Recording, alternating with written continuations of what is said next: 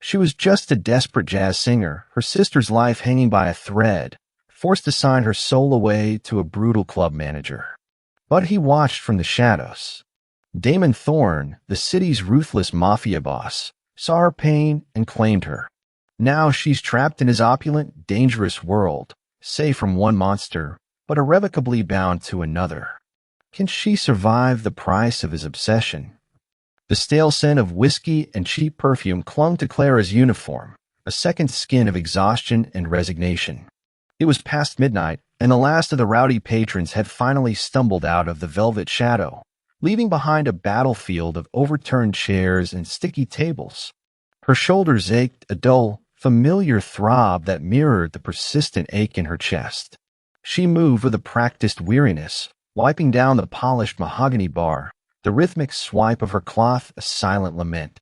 The plush, crimson velvet of the club's booths, the dimly lit stage where spotlights still glimmered like forgotten dreams. All of it screamed luxury and allure, a stark, mocking contrast to the quiet desperation that gnawed at her. Another late night, Clara? Helen, the seasoned bar manager with eyes that had seen too much, offered a sympathetic sigh as she tallied the night's receipts. Her voice, though gruff, held a rare warmth that Clara clung to. "Every night is a late night when you're chasing ghosts, Helen," Clara replied, her voice a husky whisper, raspy from too many songs sung over too much cigarette smoke. She meant the ghost of her dreams, the ghost of her former, hopeful self, and most pressingly, the terrifying ghost of medical bills that haunted her waking hours. Her younger sister, Lily, was only 16, but her fragile health had cast a suffocating shadow over Clara's entire life. Every injection, every hospital visit, every specialist consultation was a lead weight around Clara's ankles, dragging her deeper into an abyss she saw no escape from. She tried to push the suffocating thoughts away, focusing instead on the mundane. The clinking of glasses as she stacked them, the faint aroma of lemons from the cleaning solution. But Lily's pale face, her weak coughs, the relentless ticking of the clock towards the next payment deadline, they were etched into the very fabric of her being. She imagined the sterile white walls of the hospital, the nurses' hushed voices, the fear in Lily's eyes. A tremor, cold and sharp, snaked through her. She was supposed to be the strong one, the protector, the one who bore the burdens. But lately, the burdens felt heavier than granite. "You sing like an angel, sweetheart, but you look like you're carrying the weight of the world," Helen observed, her gaze softening.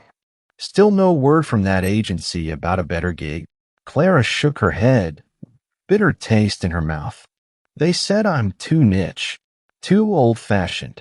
People want pop, Helen, not pain." She managed a weak, self-deprecating smile. The truth was, she poured so much of her own sorrow into her jazz renditions that perhaps it was too raw for the superficial glamour of modern clubs. Her voice was her only escape, her only true possession, yet even that felt trapped, confined within the smoky walls of the velvet shadow. She was a songbird, yes, but a songbird with clipped wings, singing in a gilded cage that slowly, irrevocably, was becoming her tomb.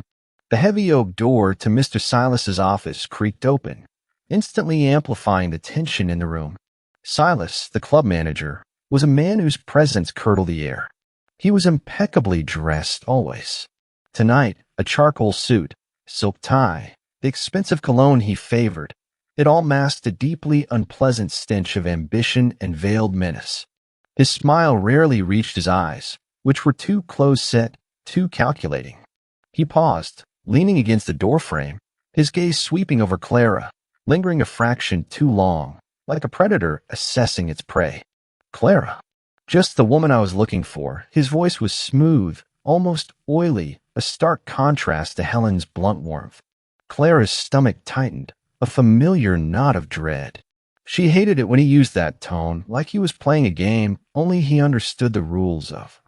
"Mr. Silas," she replied, her voice carefully neutral, her hands gripping the edge of the bar counter until her knuckles blanched. "Everything's closed up. I was just about to leave." He pushed off the doorframe, taking slow, deliberate steps towards her, each footfall echoing ominously in the suddenly silent club.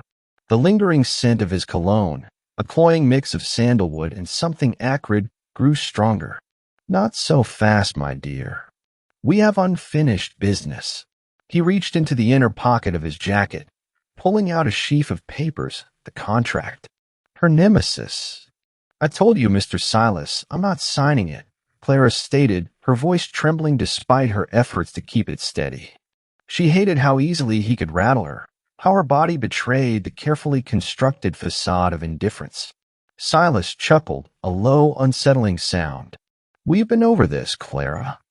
This isn't a request. This is an opportunity. An exclusive opportunity.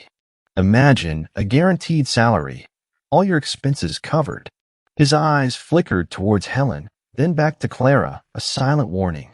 Helen, sensing the shift in dynamics, discreetly busied herself with the cash register. But Clara knew she was listening, her old friend's worry palpable even without words. What about my freedom? My choices? Clara countered, trying to keep the desperation from her tone. The contract wasn't just about money. It was about absolute control. It bound her to the Velvet Shadow for 5 years, granting Silas exorbitant power over her schedule, her earnings, even her personal appearances. It felt like signing away her soul, a Faustian bargain she couldn't bring herself to make, not when every fiber of her being craved true, untainted expression. Silas merely shrugged, a practiced gesture of dismissal. Freedom is a luxury, Clara, and luxuries are expensive. Something your sister, I believe, understands very well. The veiled threat hit her like a physical blow. Her breath caught in her throat, the air suddenly thick and suffocating. He knew. He always knew. Her sister's medical records, their mounting debt, he dug into her life, found her weakest point, and was now twisting the knife with chilling precision. The despair she'd been holding at bay surged, threatening to drown her. Her vision blurred at the edges. Don't you dare bring my sister into this, she managed, her voice barely a whisper, laced with a raw, impotent fury. Silas's smile widened, revealing a glint of genuine cruelty. Oh, but I do, Clara. Because that's what this is all about, isn't it? Family, loyalty, protection. Sign the contract, and you'll never have to worry about Lily's care again. Refuse, and, well, let's just say finding an affordable doctor can be terribly difficult for someone without the right connections. He leaned closer, his voice dropping to a conspiratorial whisper, especially when certain influential people might not want them to find one. The words hung in the air, cold and definitive. It wasn't just a threat to her livelihood. It was a direct assault on Lily's life. Clara felt a primal fear clench her gut. She was trapped, truly, utterly trapped. Her eyes darted around the opulent club, seeing not glamour but gilded bars, a cage closing in. There was no escape. Not for her. Not for Lily. Silas pressed the papers into her trembling hand, along with a pen. Think about it, Clara. Really think. You have until tomorrow morning. And if you still refuse, well, let's hope your voice is strong enough to sing in the dark. Because the Velvet Shadow has many, many dark corners. He winked, a chilling, almost paternal gesture that made her skin crawl. He turned and walked away, his expensive shoes clicking softly on the polished floor, leaving Clara standing alone amidst the lingering scent of his cologne, the untouched contract heavy in her hand. She stared at the blank signature line, feeling the last vestiges of her hope drain away, replaced by cold, numbing dread. She didn't know it then, but from the furthest, darkest corner of the Velvet Shadow, a pair of eyes had watched the entire exchange, silent and unblinking. Eyes that saw not a trapped singer, but a desperate, beautiful bird, and already a dangerous, possessive seed had begun to sprout. The stage lights, usually a welcome embrace, felt heavy and hot on Clara's skin. The air in the Velvet Shadow was thick tonight, not just with the usual cocktail of smoke and expensive spirits, but with an undercurrent of tension she couldn't quite place. She stood before the microphone, her small figure dwarfed by the grand piano and the towering bass, her heart a fragile bird fluttering against her ribs. Tonight, her voice felt heavier, laced with the despair of Silas's ultimatum. She closed her eyes for a fleeting second, drawing a ragged breath, and let the first mournful notes of Cry Me a River spill from her lips. Her voice, usually a smoky alto, resonated with an unusual aching clarity, each word a testament to her own silent suffering. She sang of betrayal, of loneliness, of a love lost, but for her, it was the loss of her own agency, the slow erosion of her future, the looming threat over Lily. The melody twisted around the elegant chandeliers, seeped into the plush velvet seats, and snaked through the hushed conversations, demanding attention. She wasn't just singing. She was bearing her soul, a desperate, silent plea to a world that rarely listened. The patrons, usually absorbed in their own decadent bubbles, found their chatter dying down, replaced by a collective, almost reverent stillness. From his private, elevated booth, Damon Thorne watched. The crimson velvet drapes, usually drawn, were parted just enough for him to observe the stage below, his face the chiseled mask carved from shadow and granite. The low hum of the jazz, usually background noise to his hushed, intense business dealings, suddenly cut through the sterile calculations of his mind. He was here for an unscheduled, delicate meeting, surrounded by men whose loyalty was bought with blood and fear, but Clara's voice, raw and fragile, silenced them all.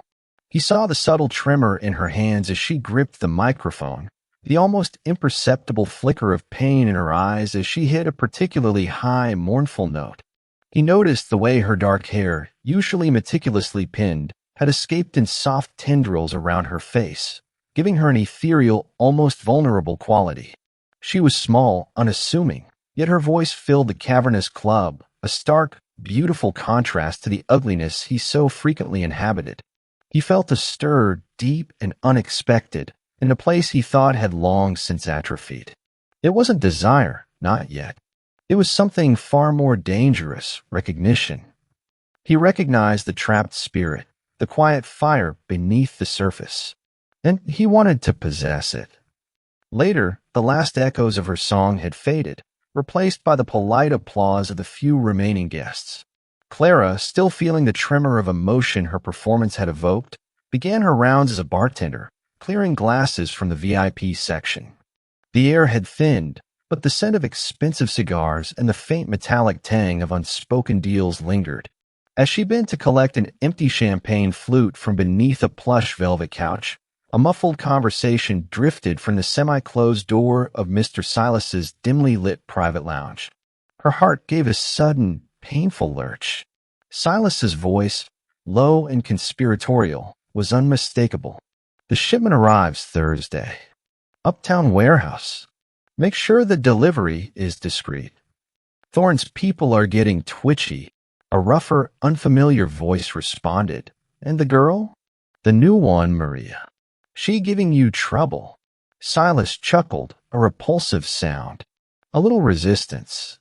Nothing a reminder about her sister's visa won't fix.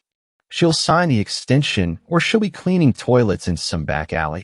Clara froze, the champagne flute slipping from her numb fingers, thankfully landing softly on the carpeted floor. Her breath hitched. Maria? The young waitress, barely out of her teens, whose family was trying to immigrate. Silas wasn't just a greedy manager. He was a human trafficker, using legal loopholes and threats to trap desperate girls. The chilling realization sent a cold wave through her. And Thorne's people. Damon Thorne, the owner of this very hotel, this club. The whispers she'd heard, the glances exchanged by the staff when his name was mentioned, they weren't just about wealth. They were about something far darker, something rooted in the underworld. She pressed herself against the cold, velvet wall, her heart hammering against her ribs like a drum. She shouldn't have heard this. She absolutely should not have heard this. The knowledge felt like a poison seeping into her veins, branding her with a dangerous secret. Suddenly, the hushed conversation inside the lounge died. A heavy silence descended, a silence that felt heavier, more oppressive than any noise. Clara gripped the champagne flute, her fingers white. Then slow, deliberate footsteps echoed on the polished floor outside the lounge. The scent of an expensive, almost intoxicating cologne preceded him. A shadow, long and impossibly tall, stretched across the hallway, swallowing the last sliver of dim light. Damon Thorne. He didn't make a sound as he moved. He simply appeared. His posture was relaxed, yet his presence was a physical force, pressing against the air, making every atom in the room vibrate with a controlled, dangerous energy. He was dressed in a dark, impeccably tailored suit that seemed to absorb the light, his dark hair slicked back, his jawline sharp and unyielding. His eyes, dark as midnight pools, scanned the hallway, then settled on the partially ajar door of Silas's lounge. Silas, emerging from the lounge with a nervous, forced smile, stumbled a little when he saw Damon. "Mr. Thorne, what a pleasant surprise. Is everything to your satisfaction?" His voice was suddenly high-pitched, almost obsequious. The other man, Silas's henchman, who Clara had glimpsed only briefly, froze, his hand instinctively reaching for something hidden beneath his jacket. Damon didn't answer Silas. His gaze remained fixed on the lounge door. Then, with a barely perceptible flick of his wrist, he gestured. It was a subtle, almost dismissive movement, yet it carried the weight of absolute command. The henchman, pale and sweating, immediately backed away, melting into the shadows of a side exit without a word. Silas, his forced smile faltering, looked like a child caught stealing. Damon's eyes, colder now than Arctic ice, finally landed on the young waitress Maria, who had just emerged from a nearby storage closet, her eyes wide with fear. Damon held her gaze for a beat, a silent message passing between them, before he gave another, almost imperceptible nod towards the staff exit. Maria, without hesitation, bolted, her footsteps a frantic scramble, disappearing down the hallway. Clara watched it all, her breath caught in her throat. He hadn't said a single word, yet he had cleared the room, asserting his dominance with the effortless grace of a true predator. He didn't need to bark orders, his presence alone was enough. Then his gaze, sharp and piercing, finally found her, still half hidden behind the bar counter, the champagne flute clutched in her hand. Her heart leaped, a frantic beat against her ribs. He knew she was there. He knew she had heard. The air crackled between them, thick with unspoken tension. He walked towards the bar, each step slow, measured, confident. The faint scent of his cologne, rich and expensive, reached her. It was a sophisticated, almost woody aroma, completely unlike Silas's cloying perfume. He stopped directly in front of her, his height intimidating, casting her in his shadow. His eyes, pools of dark, unreadable intensity, held her captive. They weren't angry, not exactly, but they were knowing. They saw everything, her fear, her desperation, the tremor in her hands. And in that terrifying magnetic gaze, she felt a dangerous thrill, a perverse sense of being finally, truly seen. "A whiskey," he said, his voice a low rumble, deep and resonant, a sound that vibrated through her bones. It was the first time he had ever spoken directly to her. Neat songbird. The casual use of songbird sent a shiver down her spine, a mix of unsettling fascination and potent fear. He called her by her stage name, a name that felt too intimate, too possessive coming from him. She swallowed hard, her throat suddenly dry. "Of course, Mr. Thorne." Her voice was a wobbly whisper. She reached for a glass, her hands still trembling, almost dropping the bottle of amber liquid. She poured it, the ice clinking loudly in the sudden, deafening silence. He watched her every move, his gaze unwavering, as she placed the glass before him. He picked it up, his long, elegant fingers wrapping around the tumbler, but he didn't drink. Instead, he reached into his inner jacket pocket, pulling out a thick wad of bills. They weren't crisp, pristine banknotes. They were worn, older, and she noticed instantly, unmarked. A silent, potent display of his world, a world outside the clean lines of legitimate commerce. He laid them on the bar, far more than the cost of a single drink, his eyes still locked on hers. "Keep the change," he murmured, his voice laced with an unnerving, almost predatory amusement. Then he raised the whiskey glass to his lips, but his gaze never left hers, as if he were toasting not the drink, but something far more personal.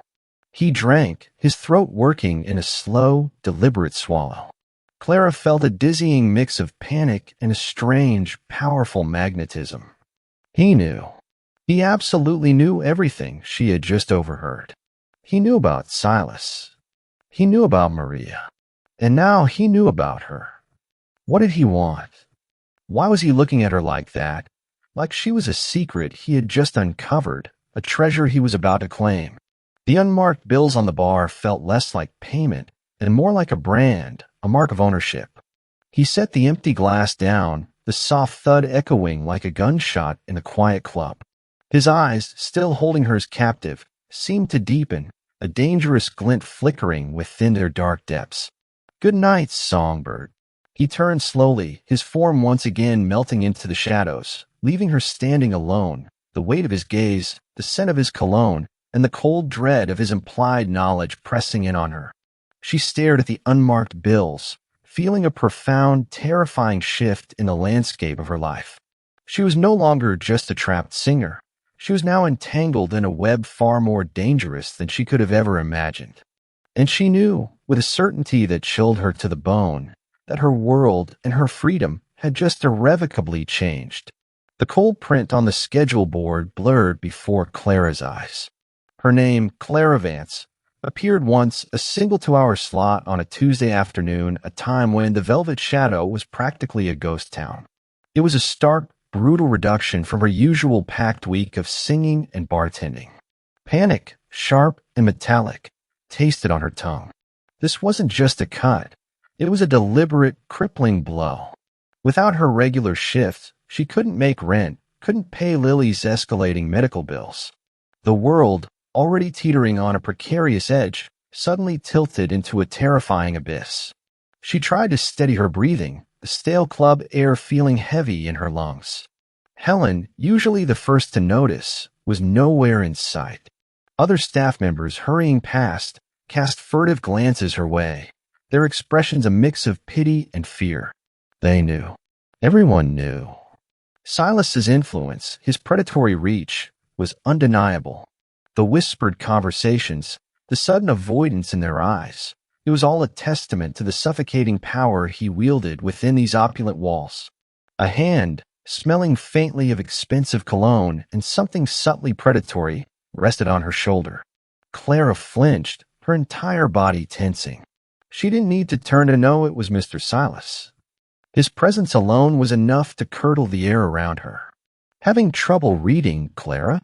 His voice was a silken whisper, laced with a mockery that made her skin crawl. He squeezed her shoulder, his fingers pressing just a little too hard, a subtle display of dominance. She turned slowly, forcing herself to meet his two bright, calculating eyes. "My shifts. They've been adjusted." She tried to keep her voice level, but a tremor betrayed her. Silas chuckled, a low, unsettling sound that resonated in her chest.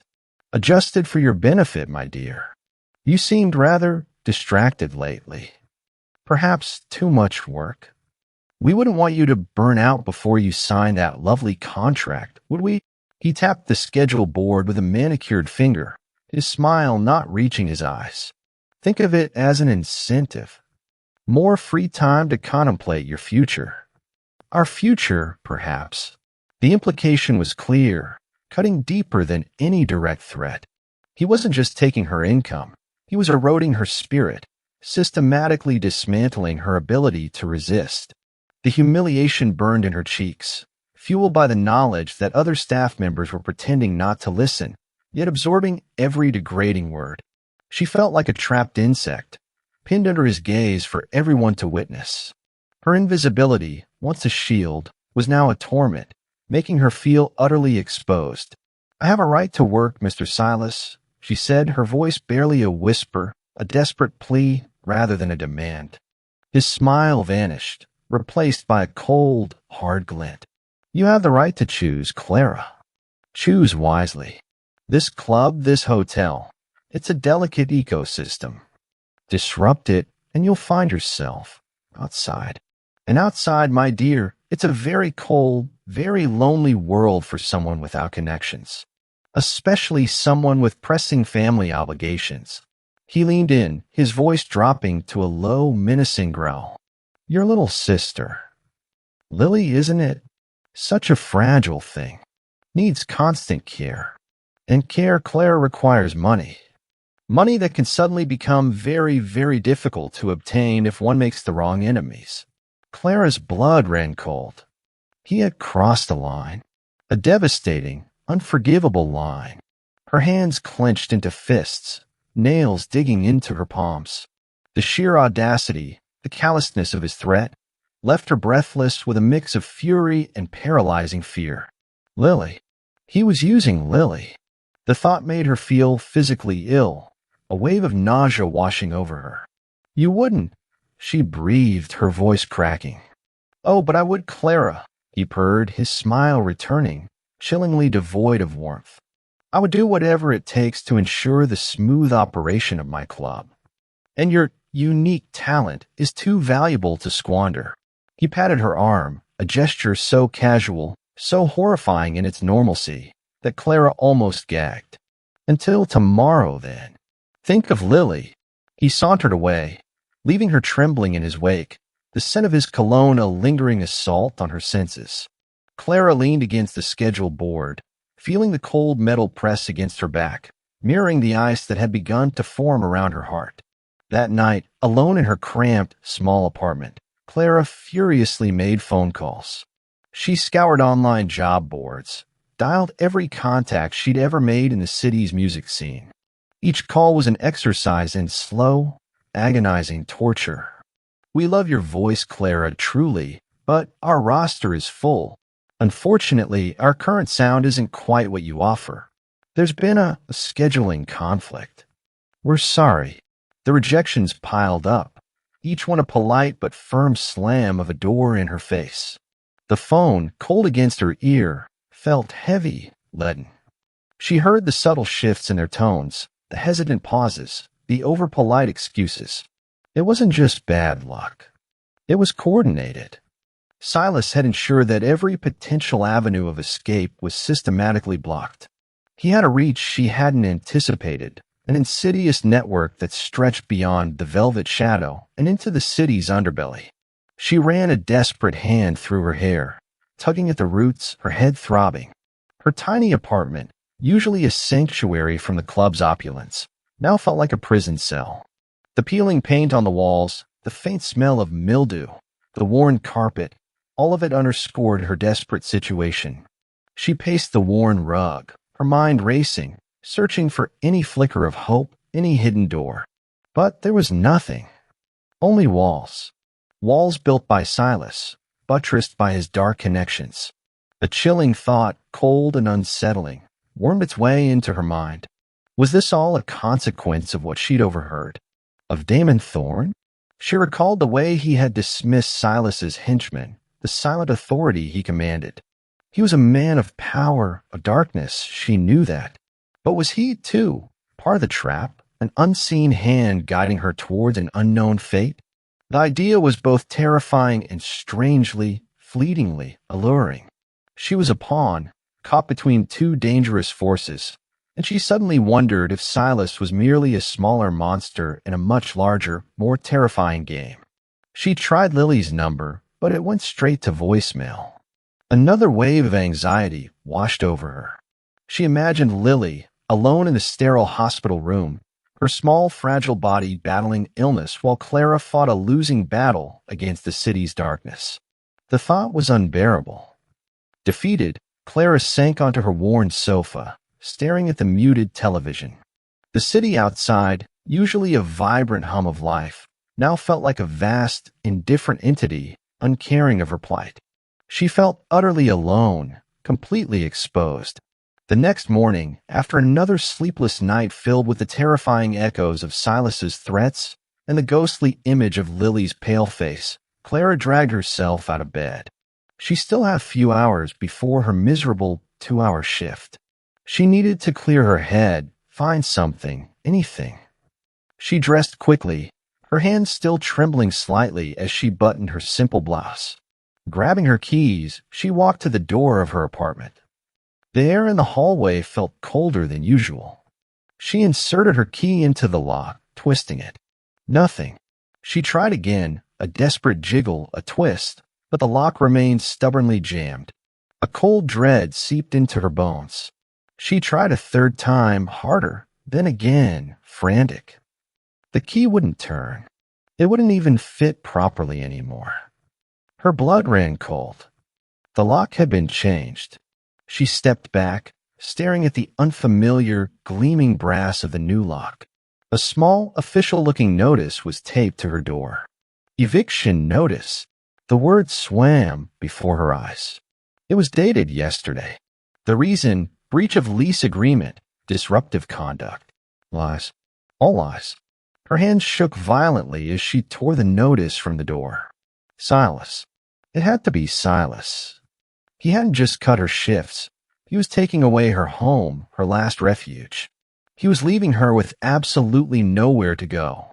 No safe haven, no escape. Clara slumped against the cold, unyielding doorframe. The eviction notice crumpled in her fist.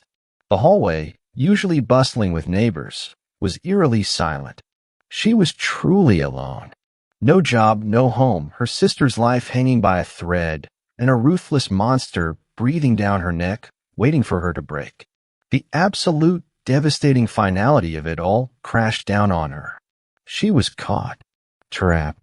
And the terrifying realization was she had no idea how far Silas's power truly extended, or if the dark, enigmatic man who watched her from the shadows was her salvation, or just another, more dangerous kind of captor.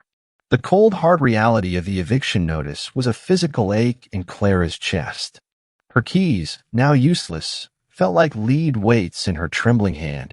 Her tiny apartment, once a sanctuary, now stood as a mocking testament to her utter helplessness. She had nowhere to go, no one to call. The city, usually a symphony of bustling life, had fallen silent, replaced by the deafening roar of her own despair. Tears, hot and stinging, threatened to spill, but she held them back, a raw, bitter taste in her mouth. She couldn't afford to break. Not now. Not ever, for Lily's sake. Just as the icy grip of panic began to truly suffocate her, her phone, clutched forgotten in her pocket, vibrated. It was an unknown number. Her heart leaped, a desperate, irrational flicker of hope. She almost didn't answer, her distrust sharpened by Silas's cruelty, but desperation won out. Clara Vance, a crisp, professional female voice. This is Ms. Albright from Thorne Enterprises. We've received your application for a position at the Obsidian Grand Hotel. Mr. Thorne would like to offer you a role as a guest relations hostess, effective immediately. Housing is provided within the hotel staff residences. Can you start this evening? Clara blinked, her mind struggling to process the rapid-fire words. The Obsidian Grand. Damon Thorne. Guest relations hostess. Housing. It sounded too good to be true. Too sudden. Too convenient. Her hand tightened around the phone, her knuckles white. My application, she managed, her voice hoarse. She hadn't applied for anything at the Obsidian Grand. Yes, an expedited review, Ms. Albright replied, her tone unwavering. We're very impressed with your resume and your unique talents. The position offers a significant increase in salary, comprehensive benefits, and excellent medical coverage. Medical coverage. Lily. The words were a lifeline thrown into her personal abyss. It had to be him. Damon Thorne. He knew. He had known the depths of her despair, the thread Silas was pulling. This wasn't a coincidence. It was a rescue shrouded in the calculated efficiency of his empire. But was it a rescue or a gilded cage? The thought sent a fresh tremor through her. I accept, Clara whispered, the words feeling heavy on her tongue, an unspoken surrender. It was a deal with the devil, she knew, but what choice did she have when the alternative was hell? Excellent. A car will pick you up in 2 hours. Please pack only essentials. Everything else will be arranged. The line went dead before Clara could ask another question, leaving her standing in the desolate hallway, clutching the eviction notice, a strange, dizzying mix of relief and profound unease swirling within her. The limousine, sleek and impossibly black, arrived precisely on time. It was a silent, imposing beast, its tinted windows offering no glimpse of the world outside, only a dark reflection of Clara's own apprehensive face. The drive to the Obsidian Grand was short but felt interminable. Each passing block felt like a step further into a new, unknown territory. The hotel itself was a monolithic testament to power and opulence. Towering, obsidian-hued glass gleamed under the afternoon sun, a stark, almost intimidating beauty. The lobby was a symphony of hushed luxury, marble floors that shimmered like liquid moonlight, soaring ceilings adorned with intricate, golden detailing, and the faint, expensive scent of lilies and polished leather. Guards, impeccably dressed in dark suits, stood at strategic points, their eyes constantly scanning, their presence a subtle reminder of the unseen, stringent security.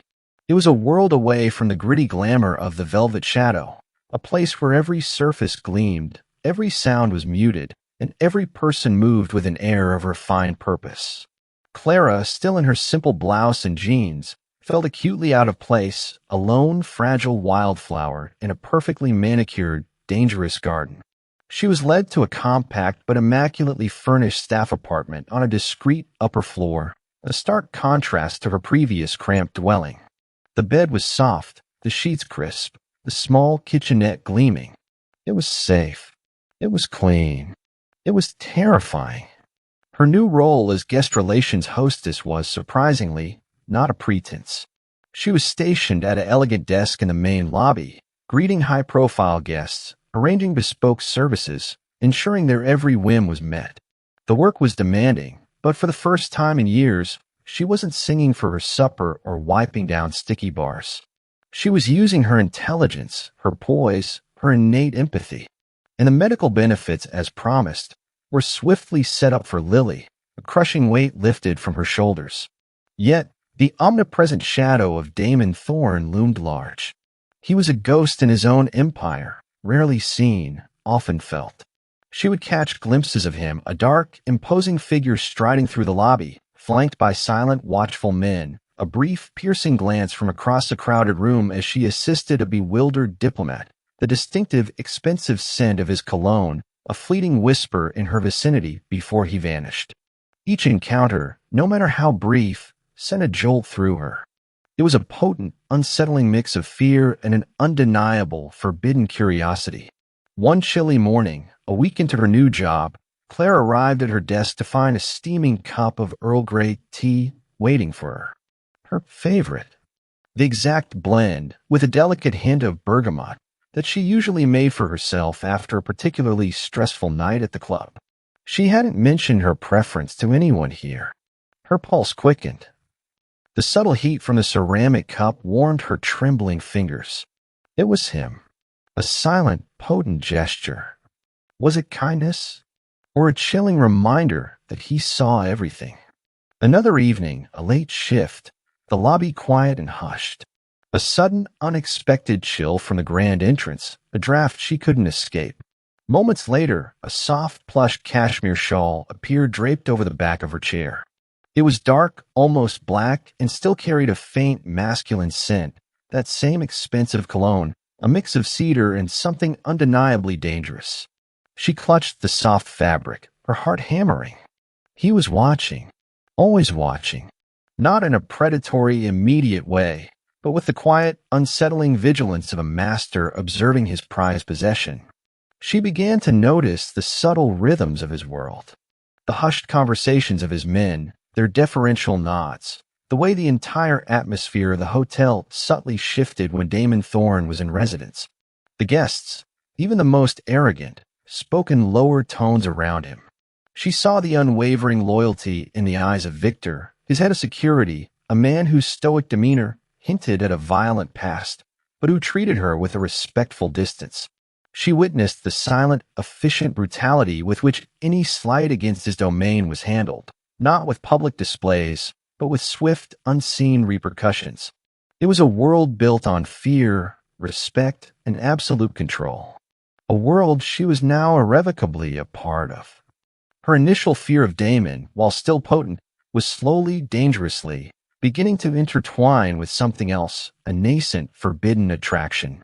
His powerful presence, the way he moved with such controlled grace, the dark intensity of his gaze, it all stirred a yearning within her she hadn't known she possessed. He hadn't touched her, hadn't spoken more than a few clipped words, yet his unspoken claim on her felt more real, more undeniable than any contract Silas had ever forced upon her. The subtle gestures, the unexpected thoughtfulness, chipped away at her defenses, creating a terrifying paradox. She was trapped, but she was also undeniably safe. Safe in his shadows. One afternoon, as she organized a complex itinerary for a notoriously demanding Saudi prince, she glanced up. Damon Thorne stood by the grand entrance, talking in low, intense tones with two men she didn't recognize, their faces hard, their suits pristine. His eyes, dark and sharp, caught hers across the vast expanse of the lobby.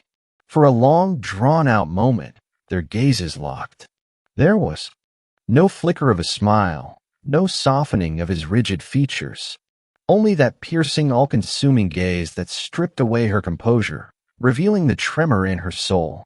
She felt her cheeks flush, a warmth spreading through her veins that had nothing to do with embarrassment, everything to do with a dangerous, burgeoning desire. He nodded, a single, almost imperceptible dip of his head, then turned back to his men, his conversation resuming as if nothing had happened. But for Clara, everything had. That brief, silent exchange was a brand, a mark. He didn't need words to communicate his awareness, his possession. He simply was. And she, caught in the intricate, dangerous dance of his world, felt a terrifying, undeniable pull towards the very man who had both saved and ensnared her. She knew he was a monster, a man capable of untold darkness, yet in his presence she felt a strange, intoxicating sense of peace, a chilling assurance that no harm could befall her. Not while she was under his watchful, possessive eye. The slow burn was igniting, turning her fear into a dangerous, addictive kind of reverence. And she had no idea how fiercely that fire would rage when the outside world finally dared to challenge his claim. The polished granite of the guest relations desk felt cool beneath Clara's fingertips, a steadying anchor in the swirling currents of her new life. A month had passed since she'd traded the smoky confines of the velvet shadow for the gilded cage of the obsidian grand. Each morning, she donned the sleek, charcoal uniform, a perfect fit that felt both empowering and restrictive, a uniform that screamed belonging, yet silently highlighted her utter dependence on the man who owned it all. Her work was meticulous, demanding, but provided a much-needed distraction from the terrifying reality of her situation. Lily's medical care was stable, thanks to the comprehensive benefits, a fact that both soothed and intensified her unease. Damon Thorne had kept his silent promise. Yet, the silence was often more unsettling than any explicit threat. She saw him. Always. A fleeting glimpse of his dark suit disappearing into a private elevator, the resonant hum of his voice from a distant meeting room, the lingering scent of his bespoke cologne in a hallway she'd just passed. He was a constant, unseen force, a shadow that stretched over every corner of her existence. Sometimes she would catch his gaze across the vast, opulent lobby, those dark, unreadable eyes that seemed to see not just her, but every secret she held, every tremor of her soul. In those moments, a thrill, dangerous and forbidden, would course through her veins, swiftly followed by a chilling reminder of the power he wielded. She was safe, yes, but that safety came with an invisible chain, binding her ever closer to the very man who could shatter her with a single decision. The morning rush was in full swing, a symphony of polite greetings, ringing phones, and the soft clatter of luggage.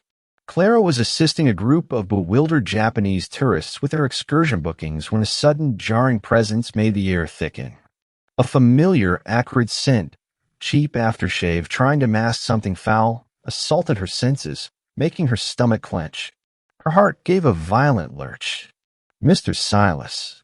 He stood by the grand entrance, his usually slick hair disheveled, his expensive suit rumpled, a stark contrast to the immaculate polish of the hotel staff. His face, usually a mask of smug control, was now contorted with a desperate, ugly rage. His eyes, small and venomous, scanned the lobby like a rabid dog searching for its prey, until they landed on her. A chill, colder than any winter wind, swept over Clara. He looked utterly deranged.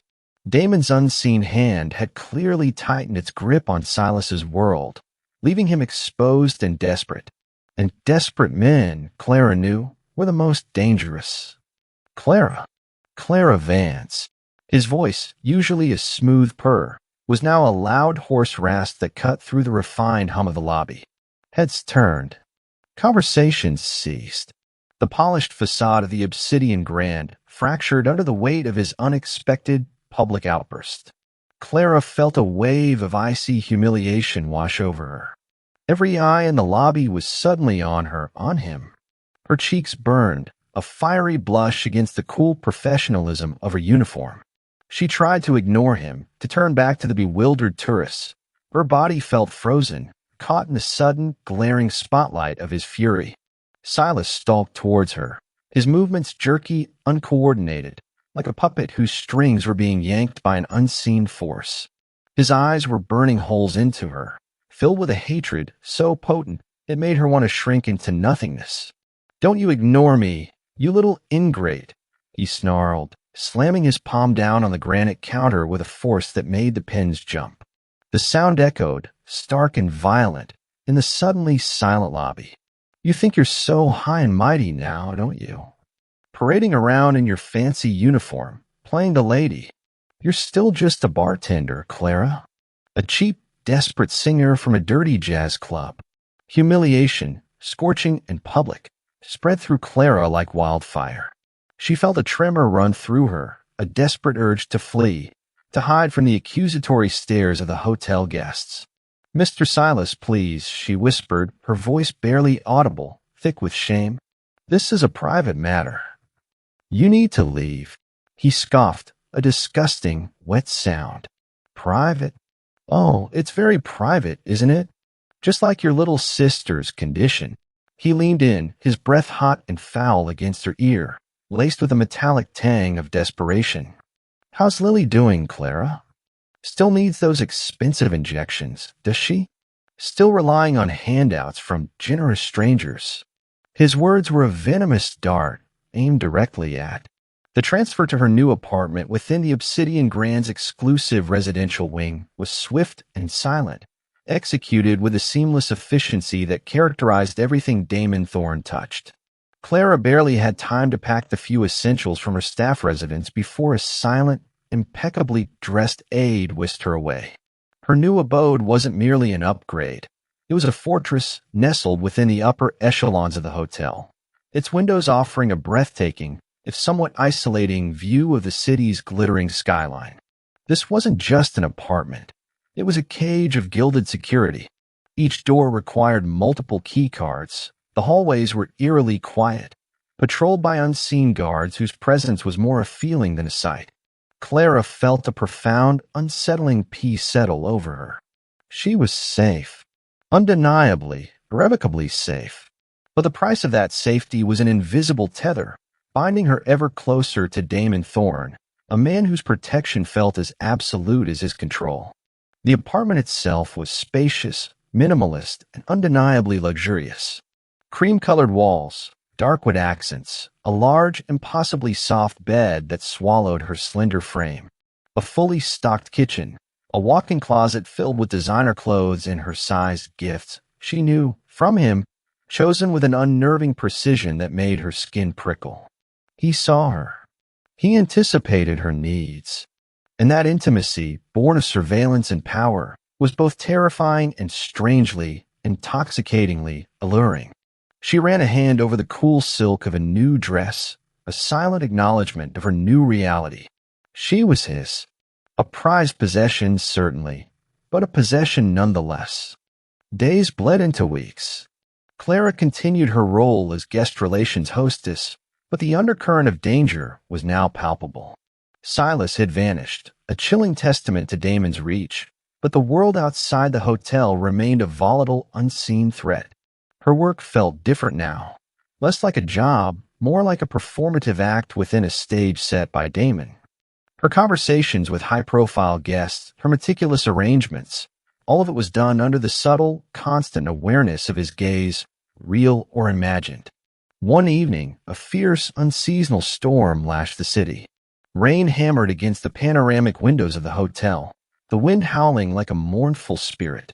The lights flickered, a rare vulnerability in a usually impregnable fortress.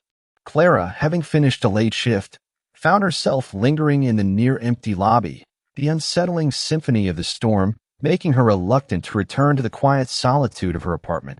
A sudden sharp crack of thunder reverberated through the building, plunging the lobby into a momentary profound darkness. A gasp escaped her lips.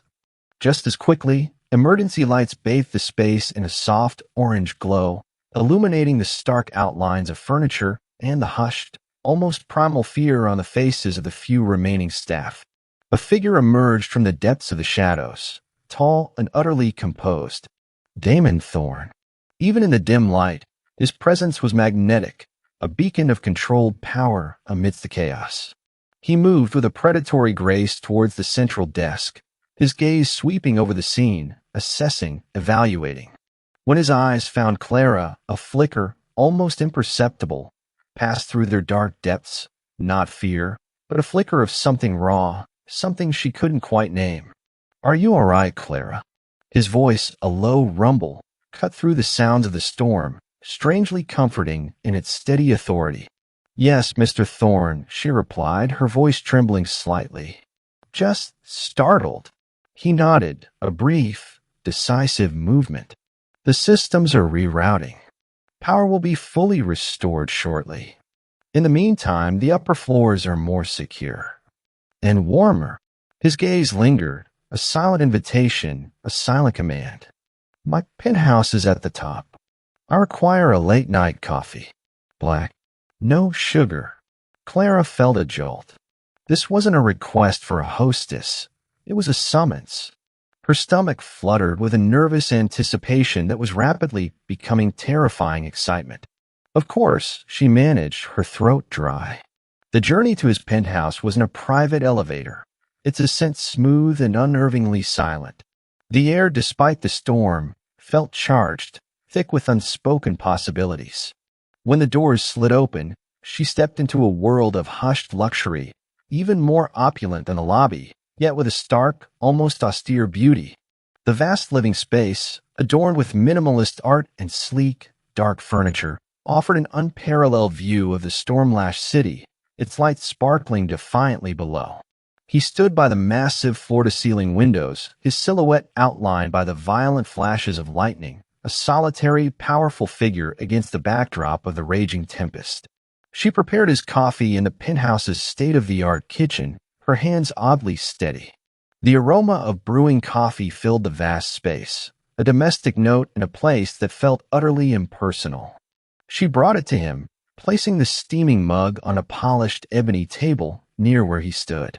"Thank you, Clara." He turned, his eyes, usually unreadable, holding a strange, weary depth in the dim light. The storm seemed to have stripped away a layer of his usual impenetrable composure, revealing a hint of the burden he carried. He gestured to a plush, leather armchair. "Sit." Clara obeyed, sinking into the soft, yielding leather. The silence stretched between them, punctuated only by the roar of the wind and the rhythmic drumming of rain. She studied him, truly studied him, for the first time without the usual barriers of their roles. She noticed the faint lines etched around his eyes, the subtle tension in his jaw, the way his shoulders, broad and powerful, seemed to carry an unseen weight. "You've been through a lot, haven't you, Clara?" His voice was softer now, devoid of its usual authority, laced with a surprising tenderness that disarmed her completely. She swallowed, her throat tight. "More than I ever expected. But you saved me. You saved Lily." The gratitude, raw and overwhelming, spilled from her. "I don't know why." He took a slow sip of his coffee, his gaze fixed on the stormy city outside. "Because you are different." He paused, searching for the right words. "You sing not for fame, but for truth. You carry your burdens with quiet strength. And you see beyond the suits, beyond the power. You see a man."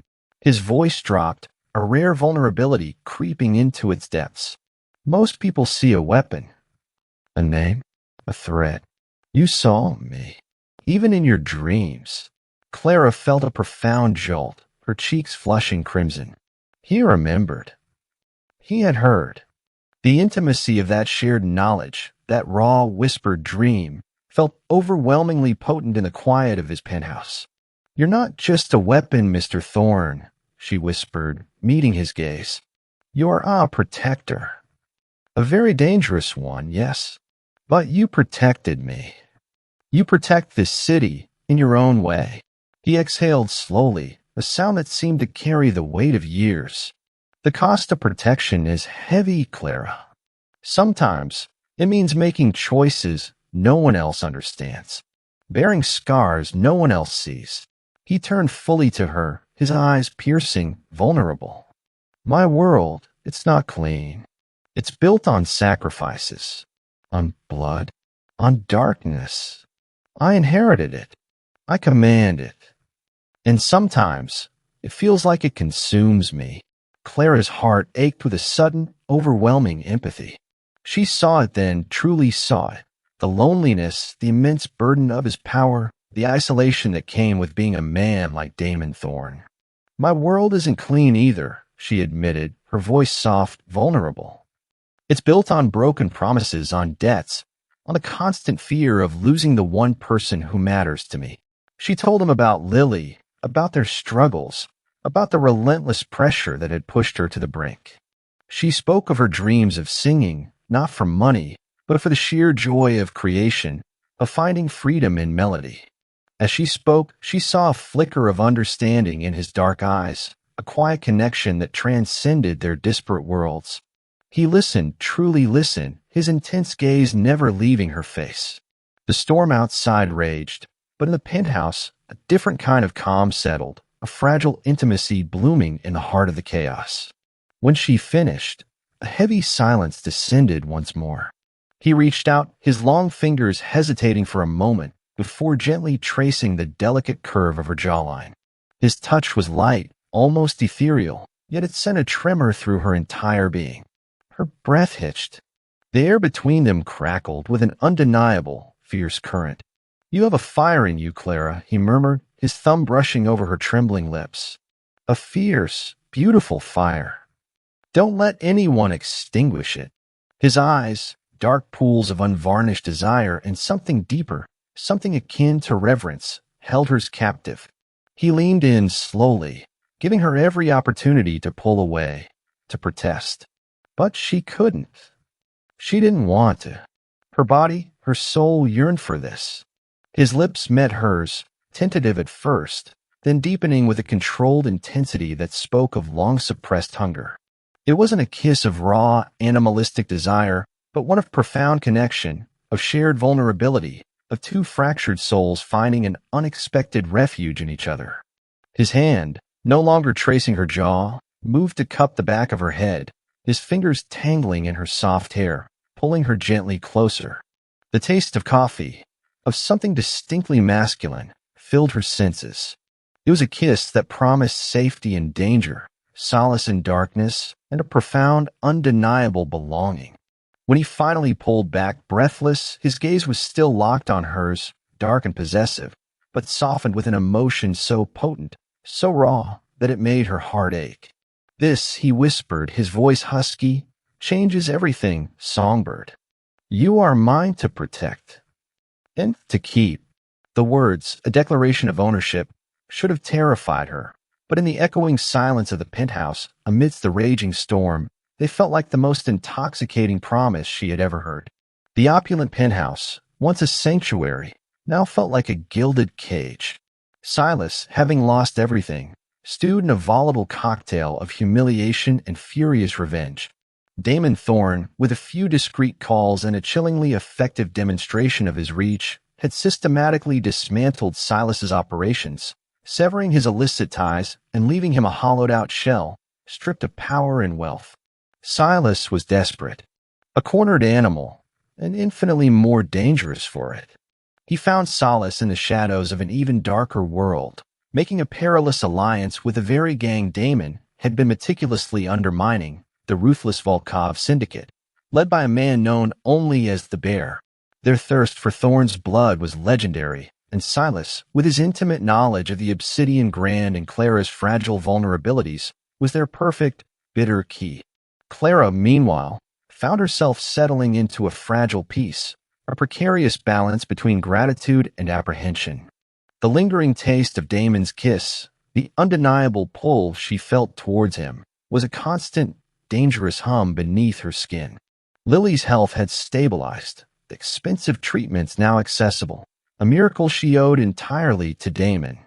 This new reality, cloaked in luxury and guarded by unseen forces, felt almost too good to be true.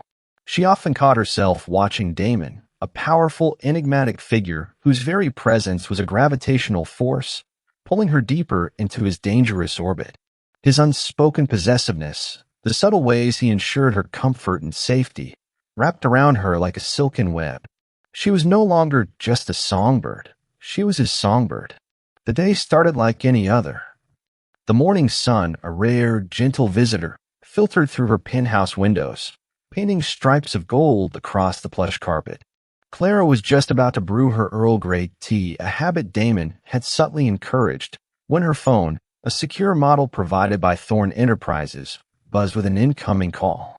It was an unknown number, but her heart gave a hopeful leap. Perhaps a call from Lily, finally allowed a proper phone. "Hello," she answered, a thread of worry already coiling in her stomach. A woman's voice, thick with feigned distress, crackled through the line. "Clara? Oh, thank God.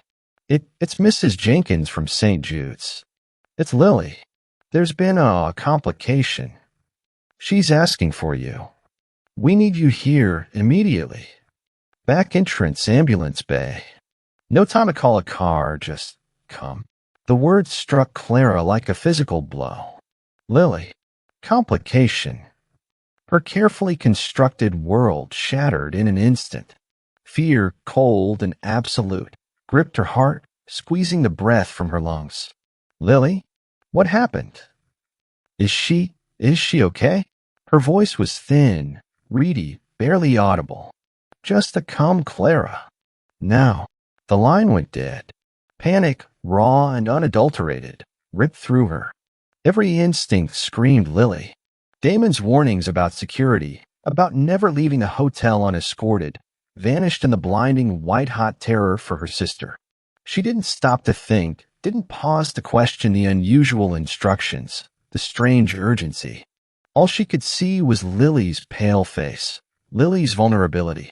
Her entire being focused on one single, primal need to reach her sister. She grabbed her small purse, her hand shaking so violently she almost dropped it. The secure door of her apartment, with its multiple locks and intricate systems, usually felt like a shield. Today, it felt like a barrier keeping her from Lily. She fumbled with a key card, her fingers clumsy with fear. The elevator ride down felt agonizingly slow, each second a torturous eternity. Her mind raced, conjuring horrifying images of Lily, alone and pain. Complication.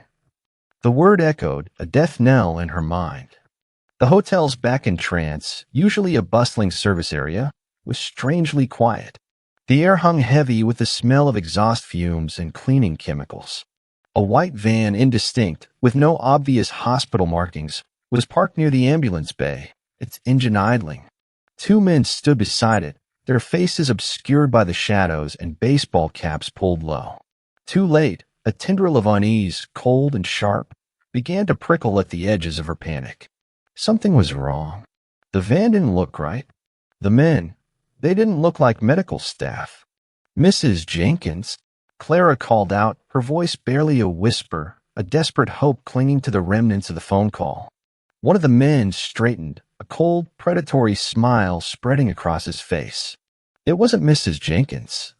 It was Silas. His eyes gleamed with a chilling triumph, utterly devoid of humanity. "Hello, songbird," he sneered, his voice dripping with venom. "Did you miss me?" The realization hit Clara with the force of a physical blow. Betrayal. crushing, nauseating betrayal. Lily. It was a lie. Her legs buckled, the world tilting precariously. No, she breathed a desperate, strangled sound. No, Lily. Before she could scream, before she could even turn, rough hands grabbed her from behind, a coarse cloth pressed against her mouth and nose. The acrid, chemical smell of chloroform filled her lungs, burning, suffocating. She struggled, kicking and thrashing, a desperate, animalistic cry trapped in her throat. The men were strong, their grip unforgiving. A wave of dizziness washed over her, the world blurring into a kaleidoscope of terrifying colors. The last thing she saw before darkness claimed her was Silas's sneering face, a vision of pure, unadulterated evil. High above, in his private office, Damon Thorne felt a cold, inexplicable dread coil in his gut. It was an instinct, a primal warning that usually heralded impending danger to his empire. But this time, it was different. It felt personal. He stared at the security feeds, a dozen monitors displaying every angle of his vast domain. Nothing. Everything appeared normal. Too normal. A sharp knock on his door. Victor, his head of security, entered, his usually impassive face etched with a rare, desperate urgency. Boss, Clara, she's gone. Damon froze, his blood running cold. Gone? What do you mean, gone? She's in her apartment. Guarded? No, sir. Her key card was used at the main residential exit 20 minutes ago. An unauthorized departure. She took a call on her private line, then she just left. No security escort. No car arranged. Victor's voice was tight with suppressed panic. We've checked all external cameras. A white panel van was spotted near the back service entrance. No license plate on record. It left minutes after her departure. The words hit Damon like a battering ram, each one a brutal blow to his carefully constructed control. White van. Unauthorized departure. Clara. The dread in his gut intensified, turning into a searing inferno of icy fury. Silas. It had to be Silas. He had underestimated the man's desperation, his capacity for depravity. He stood, his chair scraping violently against the polished floor, a sound that echoed the rage roaring in his ears. His eyes, usually pools of icy calm, now blazed with a terrifying primal fury. Find her, Victor. Now. His voice was a low, dangerous growl, barely a whisper, yet it held the weight of untold violence. Every resource, every man. Tear this city apart if you have to. Find her. Bring her back. He stalked to the panoramic window, staring out at the sprawling, indifferent city, his hands clenching into white-knuckled fists. He had promised her safety. He had claimed her. And now, in a single, devastating moment, she had been snatched from his grasp. The betrayal, the vulnerability, the terrifying void where Clara should have been, threatened to unravel him. He had always been in control, always one step ahead. But now she was out there, alone, vulnerable, in the clutches of men who knew no mercy. And for the first time in his life, Damon Thorne felt a chilling, soul-deep despair. His empire, his power, his carefully cultivated ruthlessness, none of it mattered if he couldn't protect the one fragile woman who had dared to see him as a man. Every lead, every frantic call, every desperate search came up empty. The city, usually his dominion, had swallowed her whole, leaving no trace. The vast network of cameras, the legion of loyal men, all were useless. She was gone. And as the hours bled into a terrifying, suffocating night, Damon Thorne realized with a sickening certainty that Clara, his songbird, his beautiful, impossible obsession, was somewhere in the darkness, terrified and alone, and he had absolutely no idea where to find her. The city, once his fortress, now felt like a giant, suffocating tomb. The city, usually a symphony of controlled chaos, had become Damon Thorne's hunting ground, every shadow a potential clue, every street a path to his lost songbird. Fury, cold and absolute, coiled in his gut, a living entity twisting with a terrifying intensity. Clara was gone. Snack. And the realization had ripped a primal, guttural roar from his chest that even Victor, his unshakable head of security, had visibly flinched from. He hadn't slept. He hadn't eaten. He merely existed, a singular, relentless force of will, fueled by a terrifying blend of rage and a desperate, agonizing fear. Every camera, every wire, every rat in every corner of this city. Find me a whisper? Damon's voice was a low, dangerous growl, echoing in his war room, where a dozen screens flickered with a relentless stream of data. Victor stood opposite him, a map of the city spread across a holographic display, crisscrossed with glowing markers. Silas. His known associates. Every lowlife tied to Volkov. Turn them inside out. I don't care how. The implied violence hung heavy in the air, a silent promise of unimaginable pain for anyone who stood in his way or who had dared to touch his. Hours bled into a terrifying, endless night. The city yielded its secrets grudgingly. A grainy camera feed from a forgotten alley. A brief, almost imperceptible glimpse of a white van, its license plate blurred, but with a distinct dent on the rear bumper. Victor's men, a silent, deadly legion, moved like ghosts through the city's underbelly, shaking down informants, twisting arms, breaking bones. Information, paid for in blood and fear, trickled in. A known Volkov safe house. An abandoned industrial complex near the old docks. A warehouse, disused, forgotten. Claire awoke to darkness, thick and suffocating. The air was cold, damp, and smelled of rust, dust, and something metallic that made her stomach churn.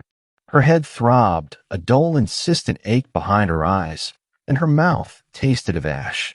Her hands were bound roughly behind her back, the coarse rope biting into her wrists. She was lying on a cold, concrete floor, the chill seeping into her very bones. Panic, a cold, venomous serpent, began to coil around her heart. She tried to move, but her muscles protested, stiff and aching. Her eyes slowly adjusted to the gloom, revealing the cavernous space of an abandoned warehouse. Dust motes danced in the sparse shafts of moonlight filtering through grimy windows high above. Broken crates, rusted machinery, and looming shadows formed a terrifying, disorienting landscape. A low chuckle, oily and familiar, echoed in the vast space. Silas. He emerged from the deeper shadows, his face the grotesque mask of triumphant malice. Beside him stood a hulking figure, a mountain of a man with cold, calculating eyes and a scar that bisected his left eyebrow, the bear Volkov himself. The air around them radiated a raw, brutal power that dwarfed anything Silas could ever muster. Look who's awake, Silas sneered, his voice still hoarse with rage, but now tinged with a terrifying confidence. Our little songbird. Not so high and mighty now, are we? He kicked a loose piece of debris near her head, making her flinch. Thought you could escape me, did you? Thought your protector could keep you safe? He can't protect you from us. Clara's heart hammered against her ribs. Fear, primal and absolute, threatened to consume her. What do you want? She whispered, her voice cracking. Her throat was raw, her lips dry. The bear stepped forward, his massive frame casting a suffocating shadow over her. We want Thorn. And you, little bird, are the bait. His voice was a guttural rumble, laced with an unnerving calm that was far more terrifying than Silas's histrionics. He took much from us. Now we take what he cherishes. Clara stared at them, the terrifying truth settling in her bones. She wasn't just a victim. She was a tool, a means to an end in a war far beyond her comprehension. Bargaining chip. The thought was devastating. Damon. He would come for her. She knew it deep in her heart, but the thought brought not comfort, but a fresh wave of terror. If he came, he would walk into a trap, and it would be her fault. The weight of it, the horrifying responsibility, threatened to crush her. The intel was solid. The abandoned warehouse. Volkov's mark. Damon felt a terrifying calm descend upon him, a quiet, deadly focus that superseded all other emotions. His men, a phalanx of silent, heavily armed figures, moved like a well-oiled machine. Victor, grim-faced, handed Damon a suppressed pistol. "Sir, we're ready." Damon didn't speak. He merely nodded, his eyes dark and sharp, fixed on the grimy exterior of the warehouse. He was beyond rage now, beyond fear. There was only Clara, and the absolute annihilating certainty that anyone who had touched her, anyone who had dared to threaten his, would pay a price beyond imagining. This wasn't about business. This was visceral, primal. The breach was swift, brutal, and utterly silent. Damon moved through the shadows of the warehouse like a wraith, his senses honed, his movements lethal. Gunshots cracked in the distance, muffled thuds and strangled cries echoing through the vast space as his men systematically neutralized Volkov's guards. But Damon wasn't interested in the peripheral battle. His entire being was focused on one thing: finding Clara. He rounded a stack of rusted metal drums, his pistol raised. A faint whimper, barely audible, pierced the din of the distant struggle. Clara. She lay on the concrete floor, bound, bruised, her eyes wide with a desperate, terrified hope.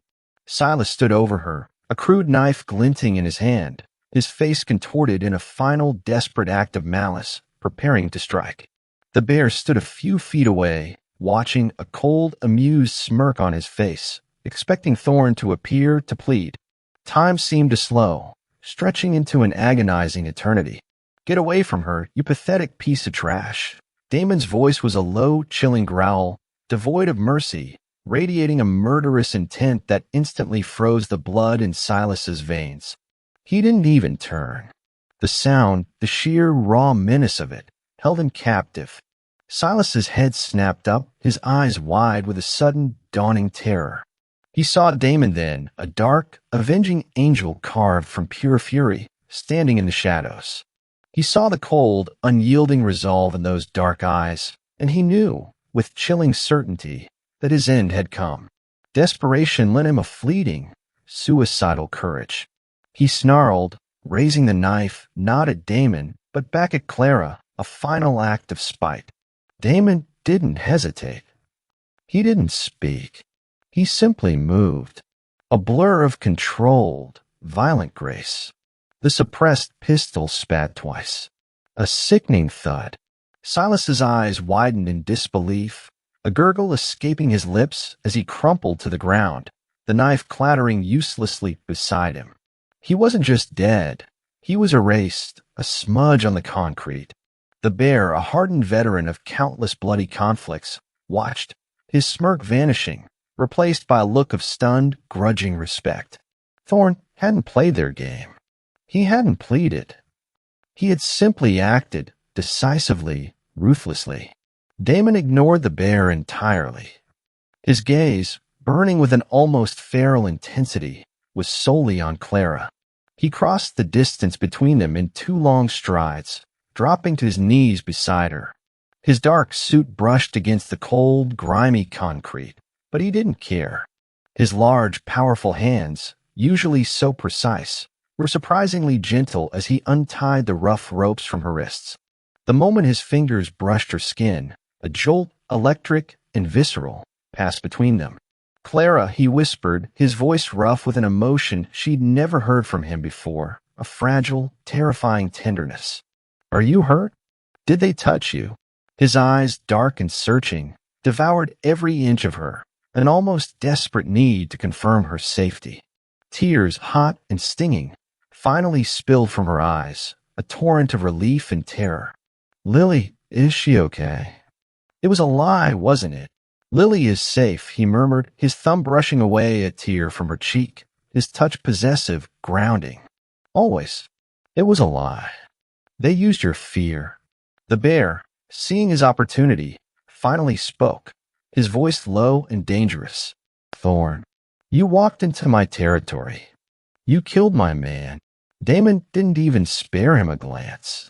His focus remained entirely on Clara, his hand now cupping the back of her head, pulling her gently against his chest, shielding her from the brutal reality of their surroundings.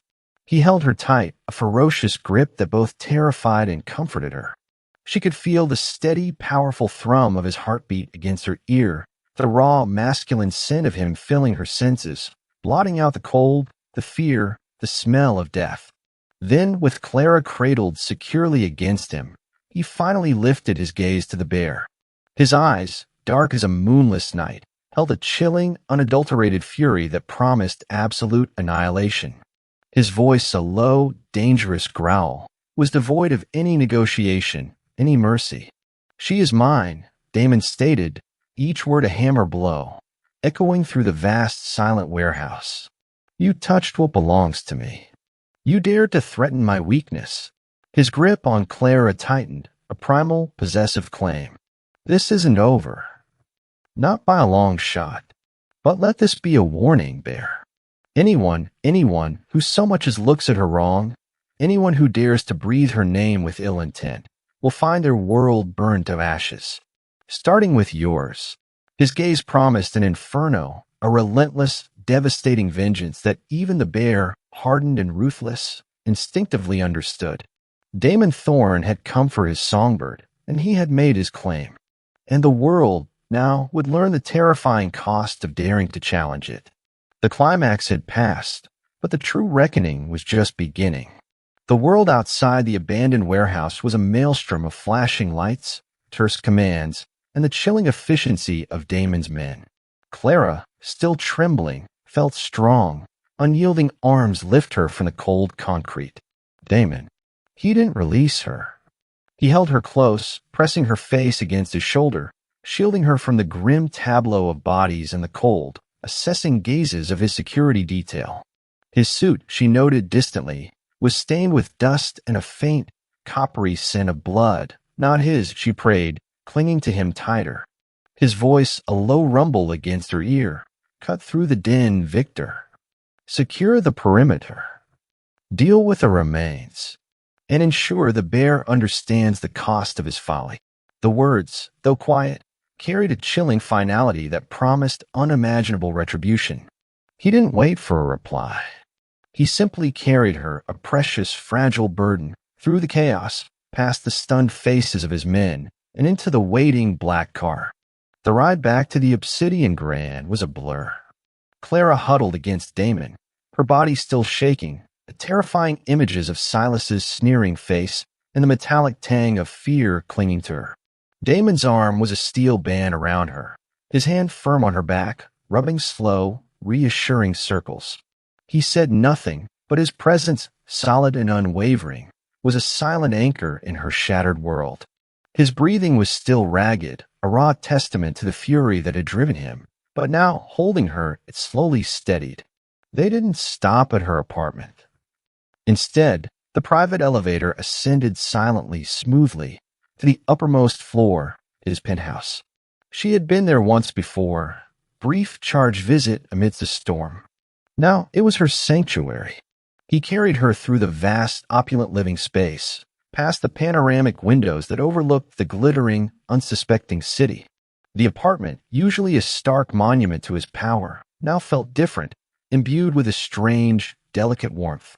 He placed her gently on the impossibly soft bed in his bedroom, its silk sheets cool against her feverish skin. The scent of cedar and his expensive cologne, stronger here, enveloped her, a potent mix of danger and security. Damon knelt beside the bed, his dark eyes, no longer burning with rage but with a fierce, possessive tenderness, searching her face. He reached out, his long fingers carefully brushing a stray strand of hair from her forehead. "Are you truly unharmed, Songbird?" His voice was a low, rough murmur, laced with a vulnerability she'd never heard, a raw edge of relief that made her heart ache.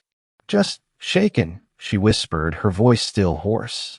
She met his gaze, saw the depth of concern, the stark, raw protectiveness within him. "Silas, he's gone." Damon's jaw tightened, a muscle clenching. "He is no longer a threat." The finality in his tone was chilling, yet oddly comforting. There was no doubt, no ambiguity. Silas was simply erased. He disappeared briefly, returning with a glass of cool water and a soft plush robe. He helped her sit up, pressing the cool glass to her lips. The water was crisp, refreshing, washing away the metallic taste of fear. He then removed her soiled uniform, his movements gentle, respectful, never lingering, but always with an undercurrent of intense awareness. The plush robe, soft as a cloud, enveloped her, a luxurious cocoon after the brutality she'd endured. "Stay here," he commanded, his voice firm but tender. "Rest. I have matters to attend to." He paused, his gaze sweeping over her face once more. "You are safe, Clara. No one will ever touch you again." It wasn't a promise. It was an absolute declaration, a vow etched in steel. He left the bedroom, the heavy door clicking softly behind him, leaving Clara alone in the vast, silent sanctuary. But she wasn't truly alone. His presence lingered, a powerful, protective force. She listened, straining her ears, but heard nothing from the rest of the penthouse, only the distant hum of the city. She imagined him out there, orchestrating his vengeance. His dark, ruthless world, normally a source of terror, now felt like a shield, a violent, unyielding barrier between her and the horrors she had just faced. Hours passed. Clara drifted in and out of a restless sleep, haunted by fragmented images of the warehouse, Silas's sneer, the bear's cold eyes. But always, breaking through the terror, was the image of Damon, a dark angel of vengeance, standing over her, his eyes blazing with a fury reserved only for those who dared to threaten her. When she woke properly, the room was still dim, but the faint glow of dawn was beginning to paint the sky outside the window. Damon was there, sitting in a leather armchair near the window, his back to her, silhouetted against the nascent light. He was still in his dark suit, but his jacket was off, his white shirt slightly rumpled, a small dark stain on his left sleeve near the shoulder. His head was tilted back, his eyes closed, his breathing deep and even. He looked utterly exhausted, yet still radiated an aura of immense power. He hadn't slept. He had been watching over her. Clara watched him, a strange, profound realization settling over her. She had witnessed his world in its rawest, most brutal form. The swift, silent violence, the absolute disregard for anything that threatened his territory, his possessions. And she, in that terrifying moment, had been his most precious possession. The fear she felt in the warehouse, the terror of his power, was now inextricably linked with the overwhelming, intoxicating relief of his protection. He was ruthless, dangerous, a monster in the eyes of many. But for her, he was the only one who could truly keep her safe. His darkness was her shield. She thought of Silas, of the bear, of the men in the warehouse. There would be no trace of them. No questions asked. No bodies found. Damon Thorne had moved, and his enemies had simply ceased to exist. And in a terrifying, almost perverse way, she found herself not just accepting this reality, but grateful for it. Grateful for his monstrousness, because it meant her survival. It meant Lily's safety. Damon stirred, his eyes opening slowly, dark and intense as they immediately sought hers. He rose, moving towards the bed with that familiar, predatory grace. He sat on the edge, his gaze unwavering. "How do you feel?" "Better," she whispered, her voice stronger now. "And you? That stain. Are you hurt?" He glanced at his sleeve, a dismissive shrug. "A minor inconvenience. Nothing that matters." He reached out, his hand gently cupping her cheek, his thumb brushing over her skin. "They are dealt with, Clara. Completely. Volkov will think twice before encroaching on what is mine again." The possessive declaration, raw and absolute, resonated deep within her. It should have frightened her, but instead, it sent a shiver of fierce satisfaction through her. She leaned into his touch, her eyes searching his. "Ah, I saw what you did," she admitted, her voice soft, vulnerable. "In the warehouse. It was terrifying. A flicker of something dark, something akin to regret, passed through his eyes, but was fleeting. It was necessary." His gaze hardened, unwavering. "My world is not kind, Clara. It demands a certain actions. Actions I will always take to ensure the safety of what I claim." He paused, his thumb gently caressing her cheek. "You saw me at my worst. My most ruthless. Does it repel you? Clara looked at him, truly looked at the man who had burned the world to keep her safe. She saw the darkness, yes, but also the unwavering loyalty, the fierce devotion, the absolute unyielding protection. She thought of Lily thriving. She thought of her own terror and how it had vanished the moment his arms had closed around her. She was a songbird, but she was also a woman who had tasted true fear and now understood the price of absolute safety. She shook her head slowly, a tear escaping her eye. No, she whispered, the word imbued with a profound, terrifying truth. It shows me what you will do for me. It shows me I am safe. She reached up, her hand tentatively touching his arm, feeling the coiled power beneath the fabric. And I understand. The acceptance was complete, terrifying, and utterly intoxicating. She was no longer just a trapped singer. She was his. And in his dangerous, dark world, she had found her only true refuge.